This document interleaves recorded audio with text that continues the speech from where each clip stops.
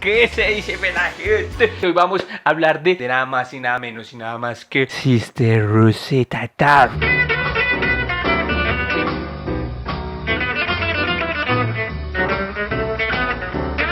Una mujer que por allá a mediados de los años 40 estaba experimentando en ritmos desde la guitarra eléctrica, desde la voz, desde el ritmo, desde el canto, que unos 10 años después iba a comenzar a hacer lo que la industria musical conoce como rock and roll. Es prácticamente la mamá, la pionera del rock, una mujer que cantaba y que tocaba gospel y tocaba blues, pero la historia no le había dado su lugar.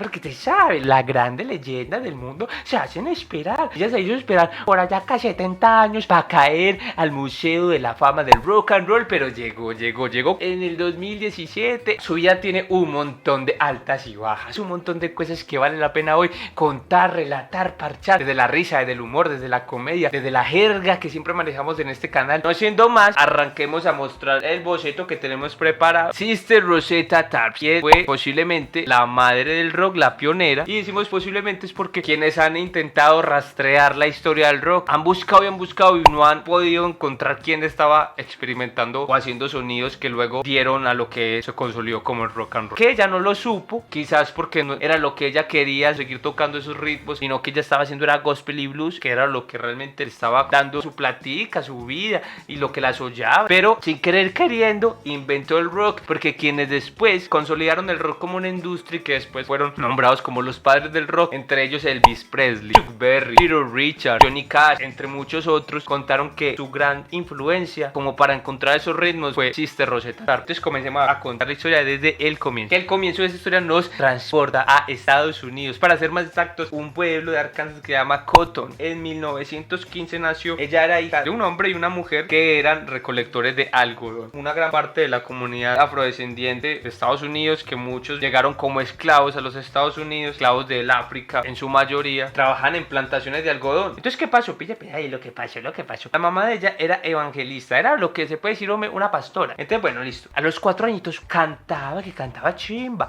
que todo el mundo decía, ¡ay, mira cómo canta! ¡Ay! Ella toda chiquita y que todo el mundo sorprendido. 4 años y es que cantando brutal. Entonces, ¿qué pasó? Muchas personas estaban ya yendo a la iglesia de allá de Arkansas a ver a Sister Rosetta Tarp cantar y tocar la guitarra, porque es que eso es un espectáculo. Una niña de 4 años cantando gospel, tocando la guitarra y con ese talento tan berraco, todo el mundo azarado. Entonces, bueno, listo. ¿Qué ocurre? Cuando ella tenía más o menos 6 años, la mamá de ella, eso fue en 1921, la mamá de ella dijo, yo quiero hacer una gira predicando por varias localidades de Estados Unidos, que ella se unió a una iglesia que era la fe en Cristo. Entonces ella se llevó a su niña, a su hija, pero dejó a su esposo, se fue con su congregación, con su iglesia. Ellos se fueron para Chicago y allá ella empezó a seguir pues como cantando y tocando la guitarra, obviamente en las congregaciones cristianas. Eso siguió así, la mamá siguió con todo el tema pues de seguir predicando y toda la vuelta, y más adelante, unos añitos después, ella siguió creciendo, pasaron los años, descubrió una música estando en Chicago que le cautivó el alma, conoció el blues y entonces ella empezó a verle un encanto al blues muy grande. Entonces ya conoce el blues, ya empezó a tocar por las noches en clubes de blues, pero por el día le tocaba ir a los cultos, estas reuniones de la religión cristiana, cantar música gospel, porque era lo que pues venía haciendo desde muy niña y porque igual de todas maneras era en lo que ella nació y también su madre estaba involucrada en esa vuelta. ¿Qué pasó? En este punto ya empieza obviamente a tomar mucho más fuerza ella, porque ella empieza a crecer. Entonces ya tenía 19 años, se casa con un pastor de la iglesia que se llamaba Tommy Thorpe. Aquí cabe aclarar algo súper importante, ella ya tenía una fama dentro de la música gospel. Entonces a esa boda fueron miles de personas porque ella tenía una fama, tenía un nombre, y en ese momento ella adquirió el apellido Thorpe. Quien fue su esposo en ese momento se llamaba Tommy Thorpe. Entonces dicen que Tommy Thorpe, que estaba casado con ella principalmente porque ella ya era famosa dentro de la música gospel, tenía una proyección musical gigante. Entonces bueno, se separó ya casi entrando a los 30, acabando la década del 20 y comenzando la década del 30, y ella se fue a vivir a Nueva York con su mamá. Como ella quedó con su apellido, el apellido de su matrimonio, de su esposo, que llamaba el Tommy Thorpe, recuerden que ella se llamaba Rosetta Navy, así la bautizaron sus padres en Arkansas cuando ella nació por allá en 1915. Pero entonces ella quedó con ese apellido, fue que entonces ella decidió cambiar su apellido por Tarp. Desde ahí empezó a conocer como Sister Rosetta Tarp. de dónde venía el sister. Es muy normal, es muy común que dentro de las congregaciones evangélicas las personas que van les empieza a decir como hermano y hermana, o sea, sister Rosetta Tarr, de ahí viene el sister. Entonces, bueno, ¿qué ocurrió? Ya era la década del 30 y ella se fue a vivir a Nueva York. En ese momento ya la mamá dijo como, ay, bueno, no,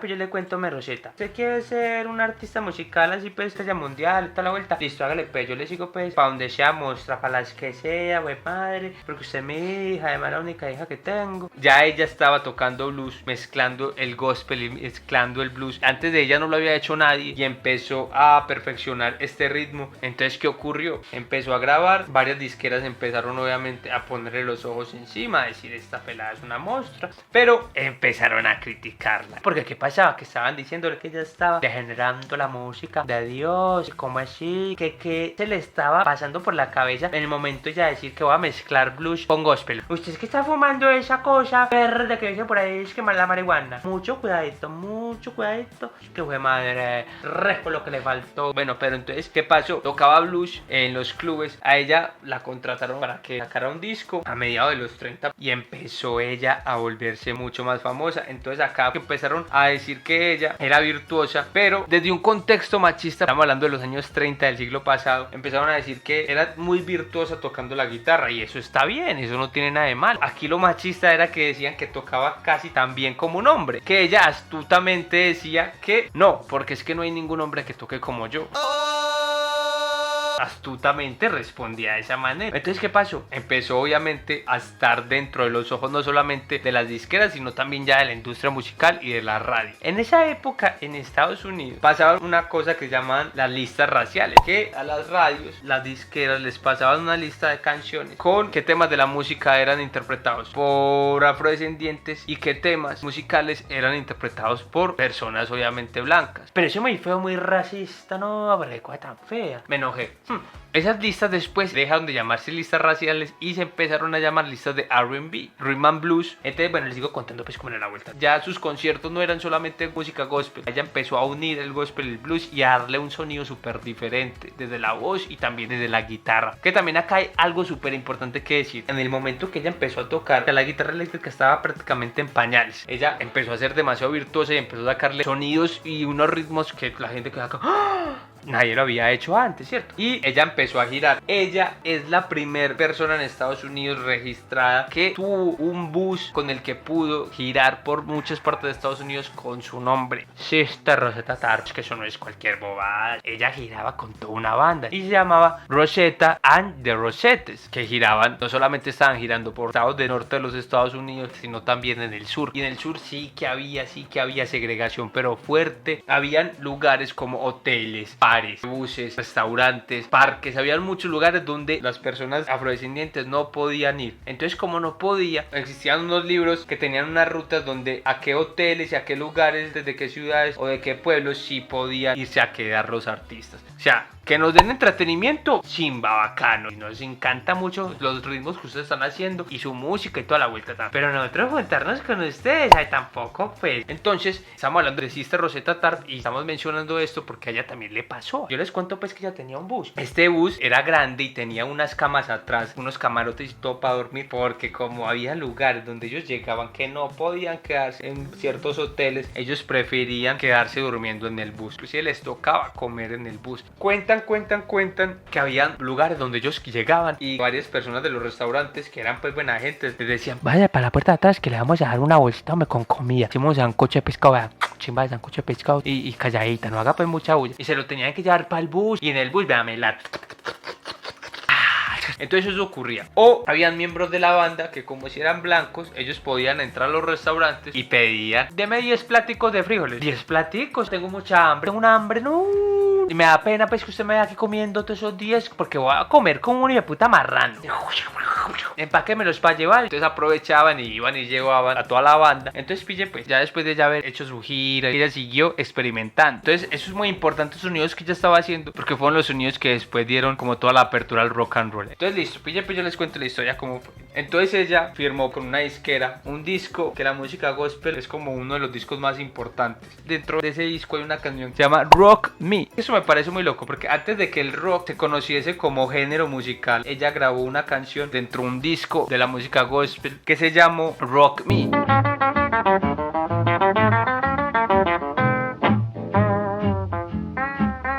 Se puede decir que el sonido, el ritmo de la guitarra, los acordes, eso es lo que después se conoce como el rock and roll. Esa fue una canción que después sacó otra canción que se llamó Strange Things Happening Every Day. Que esa, la que muchos dicen que es la considerada como la primera canción del rock and roll de la historia. Entonces, ¿aquí qué pasa? Ella hizo estas canciones, tocaba estos ritmos, pero no lo profundizó ni se consolidó en entender que estaba creando un género musical. ¿Qué pasaba? Aquí hay una anécdota muy importante. Dicen que Elvis Presley, él frecuentaba mucho las congregaciones cristianas de los afrodescendientes porque la música gospel que tocaban le parecía demasiado interesante, y ahí vio muchas veces a Rosetta Tarr tocar y le parecía súper brutal los ritmos que ella estaba haciendo, y esos fueron los ritmos que lo inspiraron a él después para tocar rock and roll. Y acá una anécdota que la han contado muchos, y es que un personaje que se llamaba Little Richards, cuando tenía 14 años, y que él en ese momento frecuentaba las iglesias y tocaba también un poco de gospel, pero también tocaba un poco de blues, y ella lo vio una vez y le dijo: ¿te gustaría tocar en un concierto mío? O sea, te montes y toques antes que yo. Era, pero segura, doña señora. Seguro, mi calioso. Entonces que él se montó, tocó, que no sé qué, que ella sacó una plática a la cartera y le dijo: mijito, venga cerca para acá. Tocó muy bonito, va, yo le pago por el show, le pago como un profesional. Entonces que él en ese momento dijo: yo me voy a dedicar a esto, yo me voy a dedicar a tocar esta música, si pagan también, huevo, ¿no? Porque ella decía que no importaba si usted era un novato, si llevaba toda la vida, si estaba apenas arrancando, si era un niño chiquitico, que lo importante era que usted había entregado un servicio que no se le podía valorar ni pagar por la trayectoria, sino por lo que había hecho en el momento. Entonces ella, a medida que fueron pasando los años, ella no solamente pues fue revolucionaria de la música, inventando esos sonidos, mezclando el blues con el gospel, criticada por la iglesia que porque era una impía, que prácticamente es el mismísimo pata de esa mujer. También ella tenía una relación con una mujer que se llamaba Mary Knight. Ella era pianista. Ellas dos grabaron un disco juntas, y no solo eso, sino que también giraron. Pero de todas maneras su relación siempre estuvo oculta. ¿Por qué? Porque pues obviamente era sumarle para el contexto de la época una arandelita más al problema de que era una mujer afrodescendiente haciendo música, que aparte de todo era bisexual. Dentro de ese contexto no se lo iban a permitir, posiblemente le iban a cerrar demasiadas puertas laborales y todo. Ella decidió dejarlo una gran parte de su vida oculto. Bueno, ¿qué pasó? Para callar los rumores de que ella estaba teniendo una relación amorosa con una mujer, ella decidió volverse a casar, pero lo hizo de una manera. Entonces ella le vendió a la disquera con la que ella grabó un disco de gospel donde están dos de las canciones más importantes del rock, las dos primeras canciones del rock, Rock Me y Strange Things Happening Every Day. Ella, pues, ella era una moza, para el show business, para el marketing la tenía re clara. Ella le dijo a esta disquera: ve, hagamos una cosa, ¿ustedes quieren platicar? Yo dije: no, yo voy a organizar una boda, pero una boda lo grande, vamos a conseguir un estadio de béisbol, una cosa de locos, pero en esa boda yo toco. La disquera dijo: ¡qué buena! ¿Usted es capaz de algo tan íntimo, algo tan personal como el matrimonio, volverlo todo un show en un concierto grabado, que vamos a sacar un disco? Ella dijo: sí. Se vendieron las entradas. Faltaban 2 semanas para el matrimonio. Pero ¿sabe qué faltaba también aparte de 2 semanas? El novio. Había fiesta, había pastel, vestido de boda, pajecito, guaro, ron, menos el novio. Ella no se estaba casando por amor, ella estaba casándose por el show. Eso no importaba si había novio o no. Tan que no importaba que ella, a quien era su manager en ese momento, le dijo: Caliosh, le voy a ser muy sincero, mozo, le voy a ser muy sincero. Ya todo está vendido el concierto, pero no tengo novio. ¿Usted qué va a decir? ¿Se va a cansar con un qué? ¿Con la guitarra? No, tampoco me va a cansar con la guitarra. Hagamos una cosa, casémonos usted y yo. Y él le dijo: usted está consumiendo hongo, ¿cierto? Cuente la verdad. Es en serio, casémonos, que no tengo novio. Se cae el concierto, obvio. ¿Usted qué? ¿Perder su platica, su 20%? Ay, no, tampoco. Y se casaron. La gente fue, pagó la entrada, la escucharon tocar, la vieron casarse, les dieron torta. Eso fue un concierto boda con de todo. Llevaron vajillas, electrodomésticos, hubo gente que apareció con televisor, con muebles. Así era la magia de Sister Rosetta Tarr. Bueno, ¿qué pasó? Ya entrada la década del 60 más o menos, económicamente ya no estaba súper bien. Muchas personas también le criticaban que se había quedado tocando los mismos temas y que no había vuelto a grabar música. Pero hubo una persona en Inglaterra que le pareció muy interesante y consiguió una inversionista y toda la web, y les vendió la idea y le dijo: hay una música muy bonita, muy bacana por allá en los Estados Unidos. ¿Qué tal si hacemos una gira por acá, por la Inglaterra? Pero metámosle algo peculiar, algo así diferente. En trenes, que los asistentes lleguen en el tren, se bajen en la plataforma y apenas el tren se va, aparece el escenario con los artistas ahí. Entonces obviamente el inversor le dijeron, mi perro, chimba idea, huevón, hágale pepa para las que sea. Y le contaron a ella y ella dijo, eso era muy bacano. Se fueron para esa gira y eso empezaron en varias estaciones de tren allá en Inglaterra a tocar. El dato aquí es que en Inglaterra en ese momento el rock no había llegado. Las bandas de allá de rock iban a ser súper grandes como los Rolling Stones o personajes como Bob Dylan no habían todavía surgido. ¿Qué pasó? Estaban varios ahí sentados en las graderías viendo a Sister Rosetta Tarr. Quedaron como...